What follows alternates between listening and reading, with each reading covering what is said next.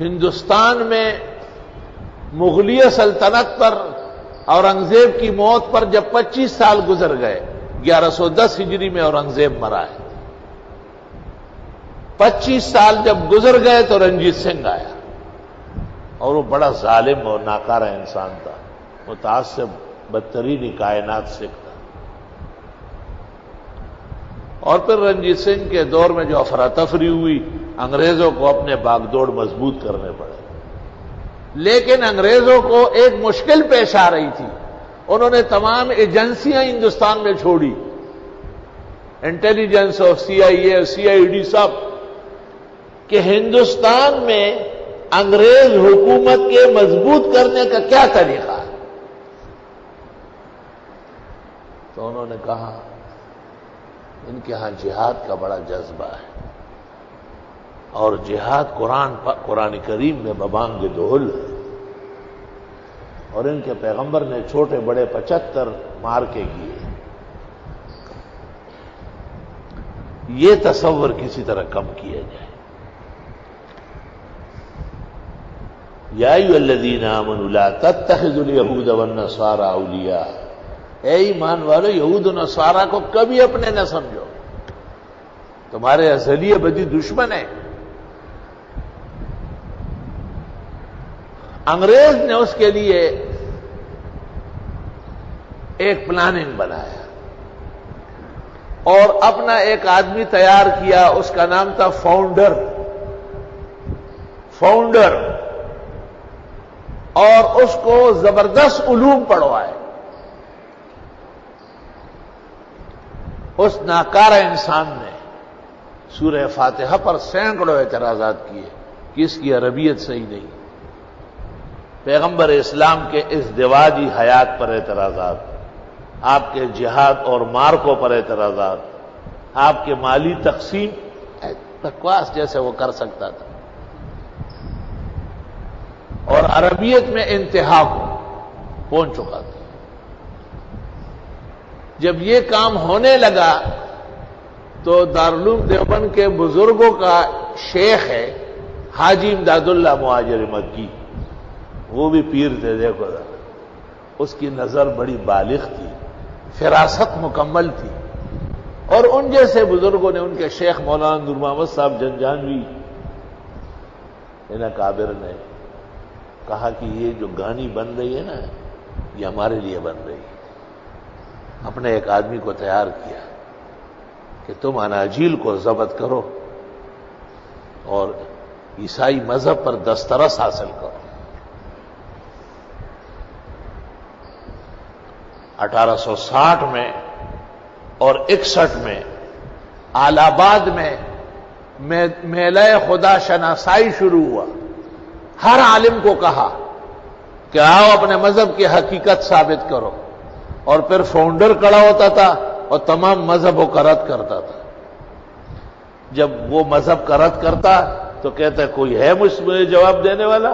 پھر دوسرا، پھر تیسرا۔ جب اس نے اسلام کا رد کیا اور اس نے کہا حل میں مبارز یبارزونی، مولانا رحمت اللہ صاحب کی ایران بھی کھڑا ہوگا، بالکل۔ اس نے اس کے تمام اعتراضات کے بالتفصیل جوابات دیے، فاؤنڈر کو ایک جہل، ایک مرکب خلط لفظ دکھایا، اور عیسائی مذہب پر وہ تابڑ توڑ حملے کیے، ہر انجیل پر اعتراضات کہ یہ پولوس کی کارستانی ہے، اس میں عیسیٰ مسیح کی کوئی چیز نہیں ہے، سطح الارض پر سوائے قرآن کے کوئی آسمانی کتاب نہیں، سب ختم ہو چکی۔ لوگوں نے تالیاں بجائی اور پولوس پر لعنت بھیجی۔ انگریز تو یہ سارا کھیل کسی خاص وجہ سے کر رہا تھا، اس نے فوراً امیڈیٹلی خطرناک ریڈ وارنٹ جاری کیا کہ ان دونوں کو پکڑا جائے اور 24 گھنٹے میں سزائے موت دی جائے۔ وہ تو اس لیے کہ فاؤنڈر نے بیڑا غرق کیا، اتنا خرچہ کیا، مولانا رحمت اللہ سے بری طرح پٹ گیا، اور مولانا رحمت اللہ تو ان کو اندازہ ہو گیا کہ یہی ہمارے عیسائی مشینری کو ڈسمس کر دیں گے ہندوستان۔ چنانچہ مولانا رحمت اللہ کو حاجی امداد اللہ نے حکم دے دیا کہ آپ بھاگے، حضرت رات کے اندھیرے میں یہ بلوچستان کے راستے سے ایران اور ایران سے عراق اور عراق سے وہاں مکہ مکرمہ پہنچے، اور فاؤنڈر بھاگا اور وہ ترکیہ پہنچا۔ سلطان عبدالحمید خان کا زمانہ تھا، وہاں تو شیخ الاسلام اور فخر الاسلام یہ عہدے ہوتے تھے، اور فاؤنڈر نے ان کو کہا مجھے موجود اسلام کا پورا علم حاصل ہے اور دنیا کا کوئی مولوی میرا مقابلہ نہیں کر سکتا۔ جب فاؤنڈر کے ساتھ علماء کی گفتگو ہوئی تو سلطان عبدالحمید خان کو اندازہ ہوا کہ فاؤنڈر کو شکست دینا ان مولویوں کا کام نہیں ہے، فاؤنڈر ان سے صلاحیت میں زیادہ ہے۔ سلطان غیرتی بادشاہ تھا مسلمان، اسے بڑا دکھ پہنچا اور اس نے شریف مکہ وہاں کا جو بادشاہ تھا اس کو اطلاع بھیجی کہ میرے ملک میں ایک پادری آیا ہے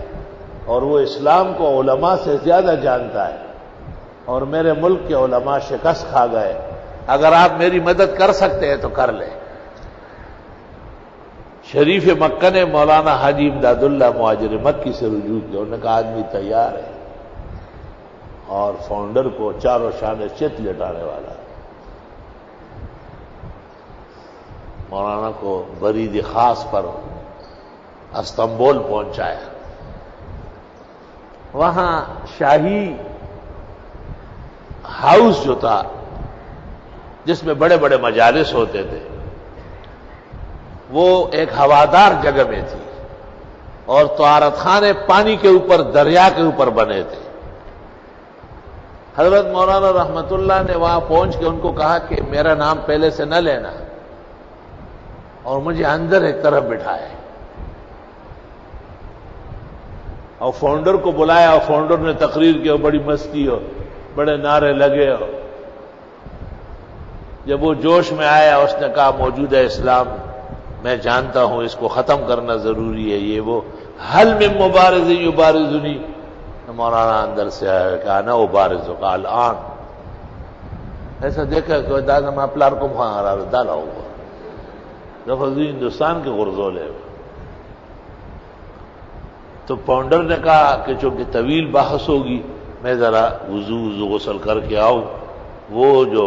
1863 میں فاؤنڈر اندر گیا ہے واپس نہیں آیا، وہیں سے بیت الخلاء کے راستے سے دریا میں چھلانگ لگائی اور ہلاک اور مردار ہو گیا۔ مولانا نے یہ تمام کلام اور مناظرے خود اپنے قلم سے اکٹھے کیے اور اس کتاب کا نام رکھا ہے اظہار الحق۔ اس کا انگریزی ترجمہ محترم مولانا تقی عثمانی مدظلہ نے کیا ہے، بائبل سے قرآن تک، اردو میں بھی ہے اور انگریزی میں حاصل ہے۔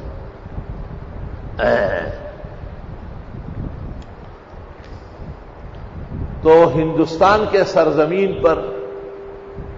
جو بے دینوں کا اصل مقابلہ کیا وہ دارالعلوم دیوبند یا ان کے بزرگوں نے، صرف